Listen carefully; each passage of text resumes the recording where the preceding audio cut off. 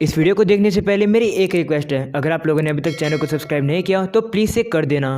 The high speed sorcerer shall rule the world के episode 2 में हम लोग एवी और रे की अजीब अजीब आवाज़ें सुनते हैं जो कि कमरे से आ रही होती है। बाद में पता चलता है कि वो लोग तो एक खतरनाक सी एक्सरसाइज कर रहे हैं। एक्सरसाइज कंप्लीट करने के बाद वो लोग प्रोटीन पीते हैं और बैठने लग जाते हैं। एवी रे से कहते हैं कि क्या तुम सही में 2 क्लब एक ही बार में हैंडल कर पाओगे? तो रे कहता है हाँ, अब मैं इस एकेडमी में आ ही गया हूँ तो मैं सारी चीजें ट्राई करना चाहता हूँ। ये सुनकर एवी कहते हैं तुम्हें काफी मेहनत करनी पड़ेगी, जिस पर रे कहता है तुम चिंता मत करो, मेरे पास ये है। रे एवी को एक गोल्ड कार्ड दिखाता है। उसे देखकर एवी कहता है तुम मजाक तो नहीं कर रहे हो? और अब अगले सीन में हम लोग देखते हैं रे एक रूम में आता है जहाँ पर काफी सारे बॉडी बिल्डर बैठे होते हैं। वहीं पर एक बंदा बीच में बैठा होता है। वो कहने लगता है रे से, तो तुम हमारे एनवायरमेंटल रिसर्च क्लब को ज्वाइन करने आए हो? वहीं पर एवी भी बैठा होता है। वो कहने लगता है हमारे क्लब में हम लोग फॉरेस्ट एक्सप्लोर करते हैं, रिवर्स भी और बर्फ से जमी हुई जगह भी। वहीं एक और बंदा बैठा होता है। वो कहने लगता है हमारे क्लब के अंदर ना डरने वाले लोग आते हैं, उन्हें हम हंटर कहते हैं। वही वो लीडर रे से कहने लगता है कि हम लोग ऑर्डनरीज के बीच में डिस्क्रिमिनेट नहीं करते हैं, लेकिन जिसका वीक माइंड होएगा, वीक बॉडी होगी, वो हमारे क्लब में नहीं आ सकता है।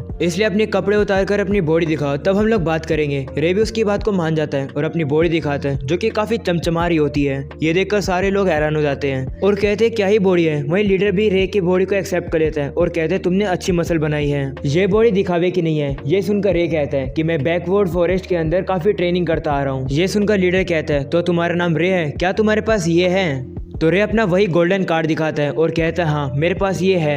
ये देखकर सभी लोग हैरान हो जाते हैं और कहते हैं कि ये तो एक गोल्ड हंटर लाइसेंस है, आखिरकार एक ऑर्डिनरी के पास ही कैसे आया? हंटर्स के बीच में एक गोल्ड हंटर तो काफी रेयर होता है। वहीं लीडर रे के पोटेंशियल से काफी खुश होता है और कहता है कि हमारे क्लब के एक पिलर बन जाओ। रे भी इस बात को एक्सेप्ट कर लेता है और सभी लोग काफी खुश हो जाते हैं। और अब अगले सीन में हम लोग देखते हैं रे एक और क्लब में आता है जहाँ पर सारी लड़कियां बैठी होती है। रे बैठता है और कहता है कि मैं तुम्हारे क्लब को ज्वाइन करना चाहता हूँ क्योंकि मुझे प्लांट्स काफी पसंद हैं। क्योंकि कैसा भी एनवायरनमेंट हो, तुम्हें एक फ्लावर उगता दिख जाएगा, चाहे वो बैटलफील्ड भी हो। ये सुनकर रेबेका कहती है कि हमारे क्लब के अंदर कोई भी लड़का नहीं है, क्या तुम्हारे लिए ठीक रहेगा? तो रे कहता है मुझे कोई दिक्कत नहीं है, मैं लड़कियों से काफी अच्छे से कम्युनिकेट कर लेता हूँ। और अब रेबेका रे को ज्वाइन करने के लिए हाँ करने वाली होती है, लेकिन तभी एक लड़की खड़ी हो जाती है। उसका नाम डीना होती है। वो कहती है रे को ज्वाइन मत करने दो, रे की आप पर गंदी नजर है। इस बात से बाकी गर्ल्स भी एग्री करती है। वो कहती है हम लोग एक लड़के को अपने क्लब को कैसे ज्वाइन करने दे सकते हैं, वैसे भी ये एक ऑर्डिनरी है। वहीं रे सभी गर्ल्स की बातों को शांति से सुन रहा होता है। तभी रेबेका सभी गर्ल्स को शांत कराती है और डीना से कहती है रे का केस मैं तुम पर छोड़ती हूँ, अगर तुम्हें रे अनवर्दी लगता है हमारे क्लब के लिए तो तुम इसकी एप्लीकेशन को रिजेक्ट कर सकती हो। ये सुनकर डीना कहती है समझ गई। और अब अगले सीन में हम लोग देखते हैं डीना रे को एक टेरेस पर ले आती है और कहती है हमें यहाँ पर एक गार्डन बनाना है, लेकिन यहाँ पर काफी घास हो चुकी है, तुम्हें इन घास को हटाना है और तुम्हें इन्हें एक हफ्ते में हटाना है। ऐसा बोलने के बाद वो वहाँ से चली जाती है। और अब रे पहले दिन काम शुरू करता है। वो काफी सारी घास को एक ही बारी में हटा देता है और ये सब डीना भी पीछे से देख रही होती है। अगले दिन रे वहाँ पर हल चला रहा होता है और वहाँ पर एवी भी होता है। तीसरे दिन में रे वहाँ पर ईंटें लगा देता है और कहता है काम काफी बढ़िया चल रहा है। तभी वहाँ पर रेबेका आ जाती है रे के लिए खाना लेकर। रे भी खाने को खाता है जो कि उसे काफी ज्यादा टेस्टी लगता है। रेबेका ये सुनकर कहती है मुझे काफी खुशी कि तुम्हें खाना पसंद है, मुझे भी ये फ्रूट सैंडविचेस काफी पसंद है, इसलिए मैंने स्कूल से नेगोशिएशन करके यहाँ पर ये अलाउ कर दिए। ये सुनकर रे कहता है कि क्या ये कर पाना पॉसिबल है? जिस पर वो कहती है हाँ मेरे लिए आसान है क्योंकि मैं स्टूडेंट काउंसिल प्रेसिडेंट जो हूँ। ये सुनकर रे शौक हो जाता है और कहता है कि तुम टॉप 3 फैमिली से हो और साथ साथ तुम स्टूडेंट काउंसिल प्रेसिडेंट भी हो, तुम तो काफी अमेजिंग हो। वो बातें कर रहे होते हैं तभी उन्हें नीचे तलवारबाजी की आवाज आती है। वो जाकर देखते हैं तो उन्हें पता लगता है कि 2 स्टूडेंट आपस में लड़ रहे होते हैं। उन्हें देखकर रेबेका कहते हैं तो ये लोग मैजिक शेवेलियर की तैयारी कर रहे हैं। तो रे पूछता है वो क्या होता है? तो रेबेका बताती है कि ये एक कंपटीशन है जिससे पता लगता है कि सबसे ज्यादा स्ट्रॉन्गेस्ट मैजिक स्वॉर्ड फाइटर कौन है। और अब वो रे से कहते हैं कि क्या तुम भी पार्टिसिपेट करोगे? तो रे कहते हैं इसके बारे में मैं सोचूंगा। और अब रेबेका की नजर रे की बॉडी पर जाती है, वो उसे घूरने लगती है। तो रे पूछता है क्या हुआ? जिसपे वो बोलती है कि क्या मैं तुम्हारी बॉडी को टच कर सकती हूँ?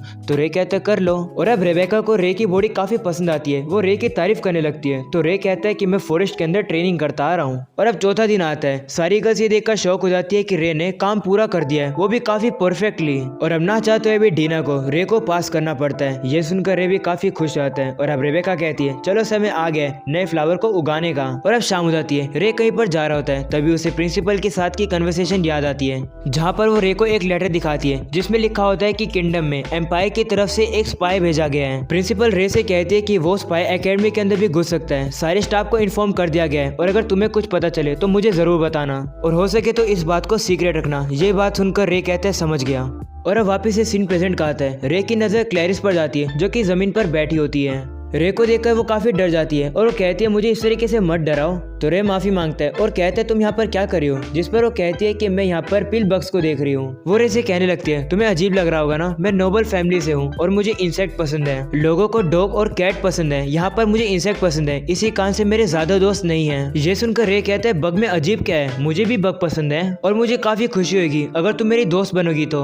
ये सुनकर क्लैरिस काफी शौक हो जाती है क्योंकि आज तक उसका कोई भी दोस्त नहीं रहा है। तो रे कहता है कि क्या मैंने तुम्हें गुस्सा दिला दिया, जिस पर क्लैरिस कहते नहीं तो। ये सुनकर रे कहता है चलो फिर अब हम लोग दोस्त हैं। ये सुनकर क्लैरिस काफी खुश हो जाती है क्योंकि उसने अपना पहला दोस्त बनाया है। और अब रे उससे कहता है कि अभी तो शाम हो चुकी है लेकिन मैं तुमसे काफी सारे बग्स के बारे में बात करना चाहता हूँ जो कि मैंने जंगल में देखे थे, लेकिन उनके बारे में मैं तुम्हें फिर कभी बताऊंगा। ये सुनकर क्लैरिस एक्साइटेड हो जाती है और रे को कहते हैं प्रॉमिस करो तो मुझे डिटेल में बताओगे। रे भी उससे प्रॉमिस कर देता है और कहता है वैसे भी तुमसे बात करने में मुझे काफी मजा आता है। ये सुनकर क्लैरिस शर्मा जाती है और अपने मुंह को पीछे घुमा लेती है और कहती है ठीक है अगर तुम इतना ही बोल रहे हो तो मैं तुम्हारे साथ चलूंगी। ऐसा बोलने के बाद वो खुशी खुशी वहाँ से चली जाती है। रे भी उसे कहता है ठीक है मैं भी उस दिन का वेट करूंगा।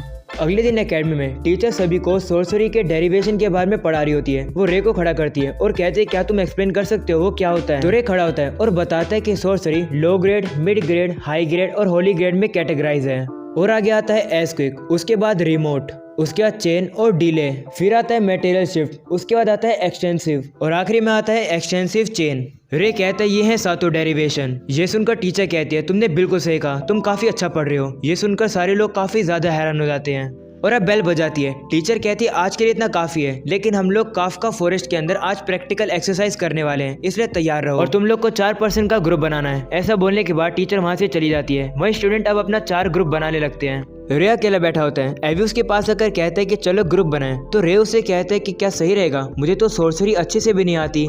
ये सुनकर एवी कहता है सोर्सरी नहीं आती तो क्या हुआ, तुम गोल्ड हंटर हो। और अब रे मान जाता है एवी के साथ ग्रुप बनाने के लिए, जिसके बाद एवी कहते हैं बाकी के 2 मेंबर का क्या करें।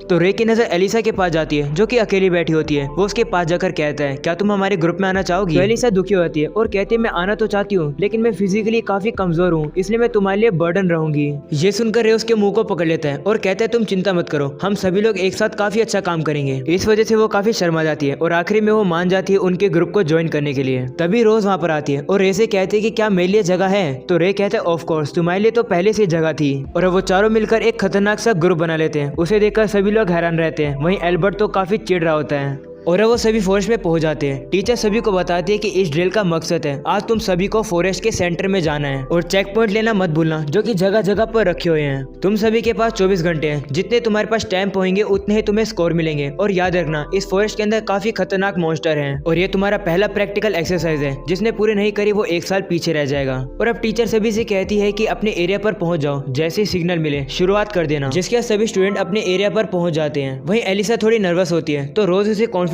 देकर कहती है कि चिंता मत करो, कुछ नहीं होगा।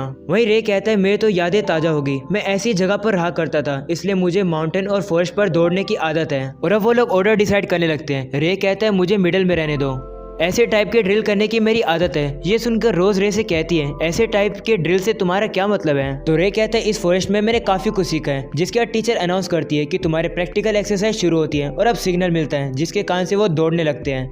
तभी हम लोग देखते हैं एलिसा के ऊपर एक मॉन्स्टर अटैक करने वाला होता है। वो डर कर जल्दी से रे के पास पहुंच जाती है। वहीं रोज और एवी उस मॉन्स्टर को मारने वाले होते हैं, लेकिन तभी रे अपनी स्वॉर्ड से उस मॉन्स्टर को बीच में से काट देता है। ये देखकर वो सभी लोग काफी ज्यादा हैरान हो जाते हैं। और अब थोड़ी आगे बढ़ने के बाद उन्हें स्टैंप मिल जाता है, जिनको वो अपनी बुक पर लगा लेते हैं और काफी ज्यादा खुश हो जाते हैं। वहीं हमें दूसरे ग्रुपों को दिखाया जाता है जो कि अभी भी स्टैंप ढूंढ रहे हैं। वहीं क्लैरिस तो इतने बड़े बग को देखकर काफी ज्यादा खुश हो जाती है। और अब रात हो जाती है। वो लोग रे की तारीफ कर रहे होते हैं क्योंकि रे ने काफी सारे मॉन्स्टर को काफी इजीली मार दिया है और रे को काफी नॉलेज है सर्वाइवल की। तो रे कहता है मुझे तो बस ऐसी जगह पर रहने की आदत है। ये सुनकर रोज कहती है तुम सही में अमेजिंग हो। और अब एवी भी उसे कहने लगता है रोज से तुम भी काफी अमेजिंग हो, क्योंकि मुझे नहीं लगा था कि तुम रोज फैमिली की होकर एक ऑर्डिनरी पर्सन के साथ ग्रुप बनाओगी। ये सुनकर रोज कहती है मुझे ऑर्डिनरी और ये सब फॉर्मेलिटी से कोई फर्क नहीं पड़ता, और वैसे भी मुझे तुम लोगों के साथ मिलकर काम करने में काफी मजा आ रहा है। ये सुनकर एलिसा कहती है मुझे भी काफी मजा आ रहा है। तो रोज कहती है तुम काफी क्यूट हो और वो उसको गले लगाने लगती है। वहीं एवी रे से कहता है हम तुम पर भरोसा कर रहे हैं। ये सुनकर रे को शौक लगता है और उसे याद आता है कि किस तरीके से एक और पर्सन ने उसे कहा था कि हम तुम पर भरोसा कर रहे हैं। और अब रे मन में कहने लगता है बैटलफील्ड के कंपेयर में ये जगह अब हेवन है। रे उदास हो जाता है और कहता है कि क्या मेरे पास कोई भी हक है इस जिंदगी को जीने का। जिसके बाद हम लोग देखते हैं सभी सो रहे होते हैं। वहीं रे जाकर पैरा दे रहा होता है और याद करता है किस तरीके से उसके मास्टर ने उससे कहा था कि मैं नहीं चाहती हूँ कि तुम अपनी आइडेंटिटी को हमेशा छुपा कर रखो। अगर तुम कभी भी अपने स्कूल में जाकर अपनी लाइफ को एंजॉय करने लगो, लेकिन अगर तुम ऐसे दोस्त बनाते हो जिनके ऊपर तुम पूरा भरोसा कर सकते हो तो उन्हें तुम अपनी आइडेंटिटी के बारे में बता सकते हो। ये सुनकर रे सोचता है मास्टर मुझे क्या करना चाहिए। और अब सुबह हो जाती है। रे अपने ग्रुप के साथ होता है, तभी उसे किसी ग्रुप के चिल्लाने की आवाज आती है। तो रे जल्दी से अपने ग्रुप को छोड़कर वहां पर तेजी से भागने लगता है। तभी उसे पता लगता है कि एल्बर्ट के ग्रुप के ऊपर तो एक काफी खतरनाक मॉन्स्टर ने अटैक कर दिया है।